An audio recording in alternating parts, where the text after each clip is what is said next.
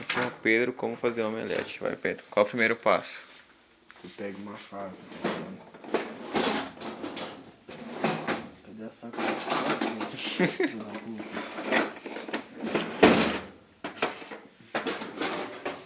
Bom, tá ficando muito bom.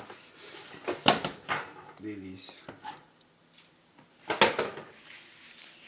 Sai, porra.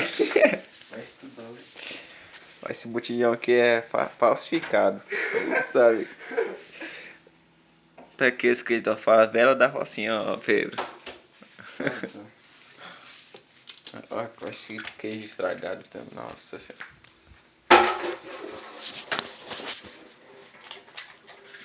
Esse é um porrinho, velho. Olha que aqui ele faz por.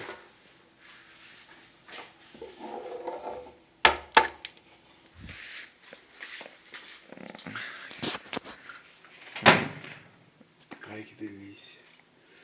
Quê?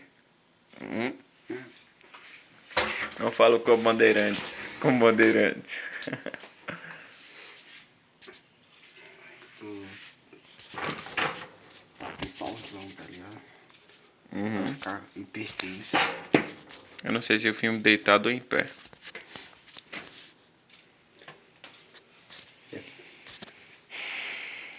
Aí tu pega um presuntão, tá ligado?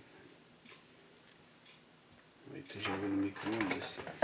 No micro-ondas mesmo? Você não frita. Frita não. Coloca na frigideira? Não.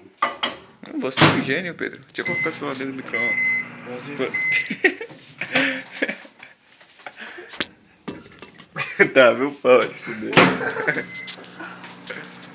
E aí, Pedro? Qual dica você passa pros menores?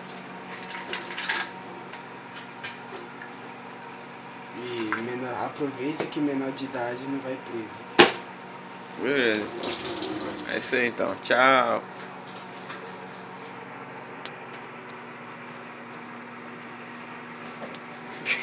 Porra, velho.